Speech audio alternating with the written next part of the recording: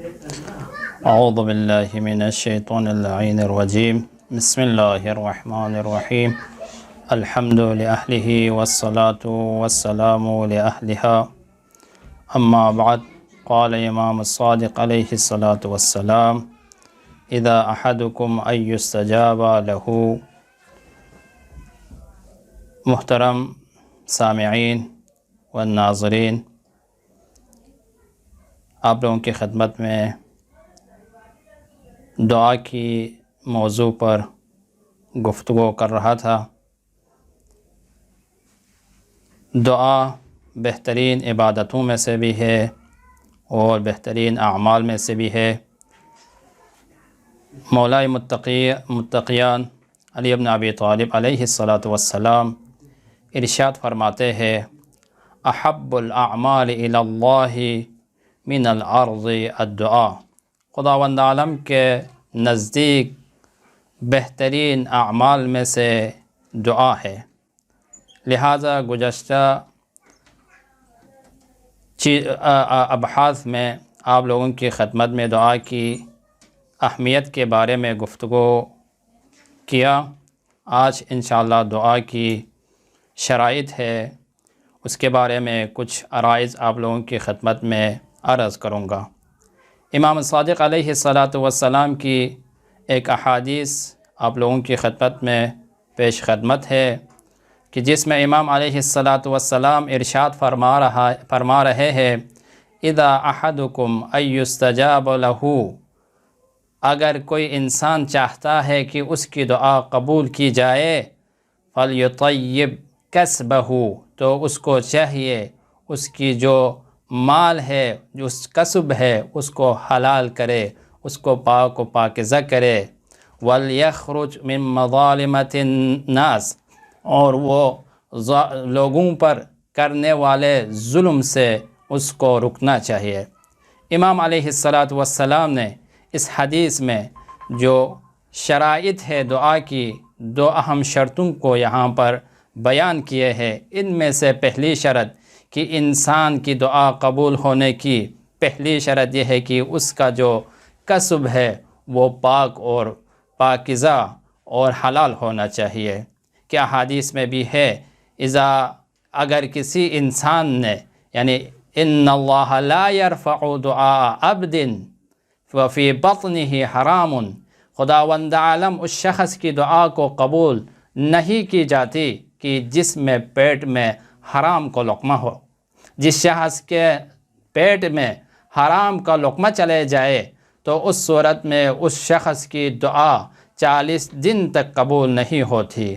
لہٰذا سب سے پہلی شرط یہ ہے کہ انسان کی دعا قبول ہونے کی کہ اس کا جو کسب ہے وہ پاک ہونا چاہیے، اس کا جو کھانے کی چیزیں ہیں وہ حلال طریقے سے کسب کیا ہوا ہونا چاہیے، اس کی جو رہنے کی جگہ ہے، جو مکان ہے، وہ حلال چیزوں سے بنی ہونی چاہیے، اس کا جو پہننے والے کپڑے جو وہ پہننے جاتے ہیں وہ حلال چیزوں سے کسب کی جانے چاہیے۔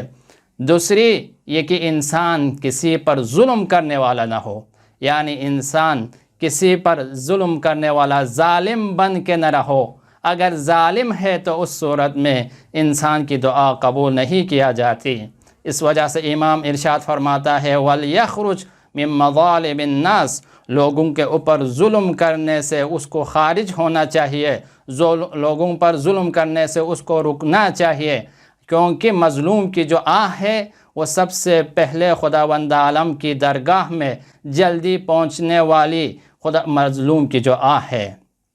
یعنی اگر مظلوم خداوند عالم کی درگاہ میں اگر دعا کرے، خداوند عالم کی درگاہ میں اگر وہ فریاد کرے تو اس صورت میں اس کی دعا کو قبول کی جاتی ہے، اور جو ظالم ہے اس کی دعا کو قبول نہیں کی جاتی اس کی ظلم کی وجہ سے۔ کہ ایک واقعہ بھی ہے کہ فرعون کے زمانے میں اس نے کسی بنی اسرائیل کے کسی خاتون کا جو ناک کی جو حلقہ تھا، جو دائرہ تھا، اس کو اس نے کاٹ دیا، اور جب یہ کاٹ دی تو اس صورت میں اس کے کانوں سے خون بہنا شروع ہوا۔ جب خون بہنا شروع ہوا، اس حالت میں اس خاتون نے رب پروردگار کے عالم کی بارگاہ میں اپنے ہاتھوں کو بلند کر کے کہا، پاک پروردگار عالم خدایا تو میری حالت کو دیکھ رہا ہے۔ جب یہ خاتون نے دعا کی تو خداوند عالم کا عذاب جلدی ان لوگوں پر نازل ہوا اور وہ لوگ غرق ہو گئے۔ لہٰذا دعا کی مظلوم کی جو آہ ہے وہ جلدی عرش الہی تک جل پہنچنے والی ہے۔ لہٰذا انسان ظالم نہیں ہونا چاہیے۔ اسی طرح اور ایک حدیث بھی ہے، روایت بھی ہے کہ کوئی شخص مولا امیر المؤمنین علیہ السلام کے پاس آئے اور اس نے امام علیہ السلام سے شکایت کی کہ اس کی دعا قبول نہیں کی جاتی، اس کی دعا قبول نہیں ہو رہی ہے۔ تو اس وقت امام علیہ السلام نے اس کے جواب میں کہا، ان قلوبکم خانت بثمانی خصال، کہ تمہارے دلوں نے 8 چیزوں کے ساتھ خیانت کی ہے۔ امام نے اس حدیث میں 8 شرائط کو بیان کیا ہے۔ یہاں پر امام ارشاد فرماتا ہے، اولها انکم عرفت اللہ فلم تؤدوا حقہ کما اوجب علیکم فما اغنت عنکم معرفتکم شیئا۔ امام علیہ السلام پہلی شرط جہاں پر بیان کر رہا ہے کہ تم لوگوں نے خداوند عالم کی معرفت کو حاصل کیا ہے، خداوند عالم کی معرفت کو جان لیا ہے، لیکن تمہاری اوپر جو خداوند عالم کی طرف سے جو واجبات ہے اس کو ادا نہیں کرتے ہو۔ فلم تؤدوا حقہ، لیکن خداوند عالم کی جو حقوق ہے، حقوق اللہ ہے، خداوند عالم کی طرف سے جو واجبات ہے اس کو تم لوگ انجام نہیں دیتے ہو، اس کو انجام نہیں دیتے، اس کو ادا نہیں کرتے۔ نماز تمہارے اوپر واجب ہے، اس کو نماز تم کو نہیں پڑھتے۔ روزہ تمہارے اوپر واجب ہے، تم روزہ نہیں رکھتے۔ خمس تمہارے اوپر واجب ہے، تم خمس ادا نہیں کرتے۔ زکوٰۃ تمہارے اوپر واجب ہے، تم زکوٰۃ کو ادا نہیں کرتے۔ پس تمہاری جو معرفت ہے خداوند عالم کے بارے میں، تمہاری معرفت تمہیں کسی چیز سے بے نیاز نہیں کرے گی۔ دوسری شرط، انکم آمنتم برسولہ ثم خالفتم سنتہ، تم نے رسول اکرم صلی اللہ علیہ وآلہ وسلم پر تم نے ایمان تو لایا ہے، لیکن ان کی جو سنتیں ہیں اس کی مخالفت کرتے ہو۔ اور رسول کی سنت تو یہی ہے کہ انسان معاشرے میں بھائی چارگی کے ساتھ رہے، ایک دوسرے کے دکھ درد میں شامل ہو جائے، دوسروں کے دکھ کے وقت اس کی مدد کرنے میں انسان کوشاں اور کوشش میں رہے۔ لیکن انسان کا معاشرہ آج ہر ایک سے جدائی اختیار کر رہا ہے، ہر ایک کی مدد کرنے کے لیے تیار نہیں ہے، دوسروں کے حقوق کو دینے کے لیے تیار نہیں ہے۔ امام آخر اشارہ فرماتا ہے وَأَمَّتْتُمْ شَرِيعَتَهُ، لیکن اس کی جو شریعت ہے تم لوگوں نے اس کو پائمال کر دیا ہے۔ فَأَيْنَ ثَمَرَةُ ایمانکم، تو تمہاری ایمان کا جو ثمرہ کہاں ہے؟ اگر تم ایمان لے کے آیا ہو تو اس صورت میں نبی اکرم صلی اللہ علیہ وآلہ وسلم کی جو سنتیں ہیں اس کو قائم کرنا چاہیے۔ ثالثاً، تیسری، انکم قرأتم کتابہ المنزل، خداوند عالم کی طرف سے جو تمہارے اوپر جو کتاب نازل ہوا ہے اس کو تم لوگ پڑھتے ہو۔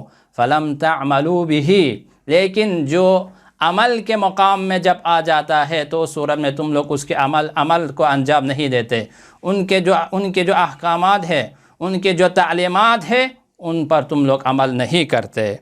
وَقُلْتُمْ سَمِعْنَا وَأَطَعْنَا ثُمَّ خَالَفْتُمْ، تم لوگ کہتے ہیں کہ ہم نے اطاعت کی، ہم نے سن لیا، لیکن جب مقام عمل میں آ جاتا ہے تو اس صورت میں قرآن کی جو احکامات ہے، قرآن کی جو سنن ہے، قرآن کی جو تعلیمات ہے اس کی تم مخالفت کرتے ہو۔ وَرَابِعًا أَنَّكُمْ قُلْتُمْ تَخَافُونَ مِنَ الْمَوْتِ، تم لوگ کہتے ہیں کہ ہم من النار، تم لوگ کہتے ہیں کہ ہم جہنم کی آگ سے ڈرتے ہیں، یہ تو تم لوگ کہتے ہو۔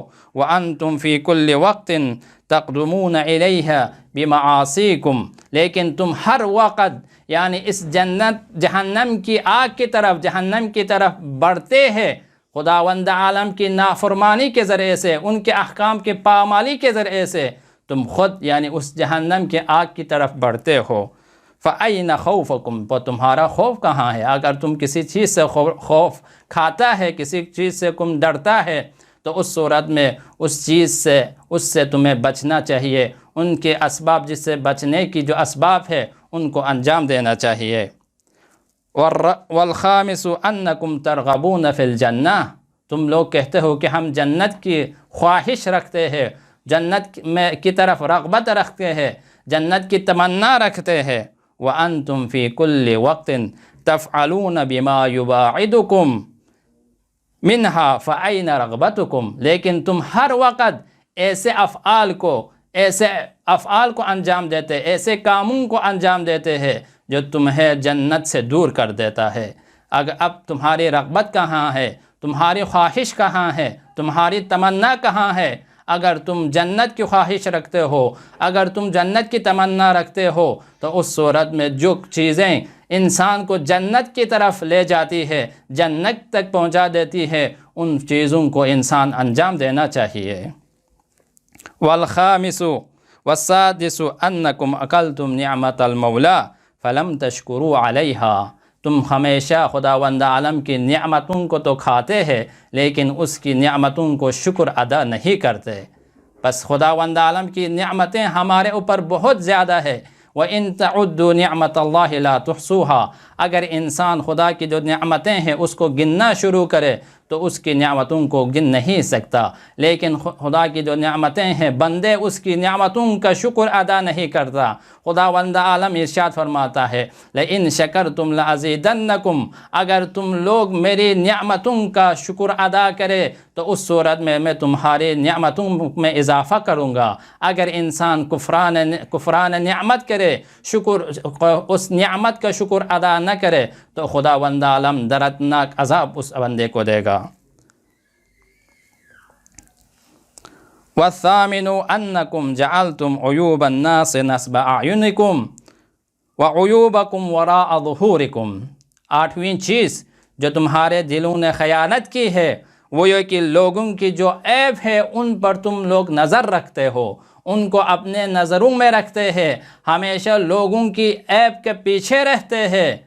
وَعُيُوبَكُمْ وَرَاءَ ظُهُورِكُمْ، لیکن جو تمہارا عیوب ہے، تمہارا جو عیب ہے، یا اس کو چھپا لیتے ہیں یا اس کو نظر انداز کر لیتے ہیں اور ان سے چشم پوشی کرتا ہے، اور لوگوں کے تم لوگ عیب پر ان کی ملامت کرتے ہو، ان کی سرزنش کرتے ہو، لیکن خود تمہارے جو عیوب ہے اس سے تم غافل ہو۔ تمہاری انگلیاں ہمیشہ لوگوں کی عیب کی طرف ہوتی ہے لیکن اپنے عیب سے تم غافل ہوتے ہیں۔ فَأَيُّ دُعَاءٍ يُسْتَجَابَ لَكُمْ مَعَ هَذَا، بس ان چیزوں کے ساتھ ان چیزوں کے ساتھ تمہارے دعا کس طرح قبول کی جائے گی؟ وَقَدْ سَدَدْتُمْ أَبْوَابَهُ وَطُرُقَهُ، اور تم لوگوں نے خود دعا کا جو دروازہ ہے، جو راستے ہیں دعا کے، ان کو تم لوگوں نے خود بند کر دیا ہے۔ فَاتَّقُوا اللَّهَ، پس خداوند عالم سے ڈرو۔ وَأَصْلِحُوا أَعْمَالَكُمْ، اور اپنے اعمال کی اصلاح کرو۔ وَأَخْلِصُوا سَرَائِرَكُمْ، اور اپنے باطن کو خدا کے ساتھ مخلص کرو، خدا کے لیے خالص کرو۔ وَأْمُرُوا بِالْمَعْرُوفِ وَانْهَوْا عَنِ الْمُنْكَرِ، پس تم امر بالمعروف کرو، نہی از منکر کرو۔ فَيَسْتَجِيبُ اللَّهُ لَكُمْ دُعَاءَكُمْ، اگر تم ان چیزوں کو انجام دے تو اس صورت میں خداوند عالم تمہاری دعاؤں کو قبول کی جائے گی۔ یعنی اگر تم اپنے تقوی الہی کو اختیار کرے، اپنے اعمال کی اصلاح کرے، امر بالمعروف کو انجام دے تو اس صورت میں خداوند عالم تمہاری دعاؤں کو قبول کیا جائیں گے۔ تمہارے اس دعاؤں کی امام نے علیہ السلام نے اس روایت میں 8 چیزوں کو بیان کیا گیا ہے۔ اگر انسان ان 8 چیزوں کی رعایت کی جاتی ہے تو اس صورت میں انشاءاللہ خداوند عالم اس انسان کی دعا کو قبول کی جائے گی۔ لہٰذا انسان کی دعا مطلقاً نہیں بلکہ انسان کی دعا قبول ہونے کے لیے یہ شرطیں ہیں۔ اگر انسان ان شروط کے ساتھ دعا کی جائے تو اس صورت میں اس کی دعا درگاہ الہی میں قبول ہوگی۔ اور آخر میں خداوند عالم سے دعا ہے کہ ہمیں حقیقی معنوں میں ان ایام لیلۃ القدر ہے، ان ایام حقیقی معنوں میں دعا کرنے کی توفیق عطا فرمائے۔ وآخر دعوانا ان الحمد للہ رب العالمین۔ صل وسلم وزد وبارك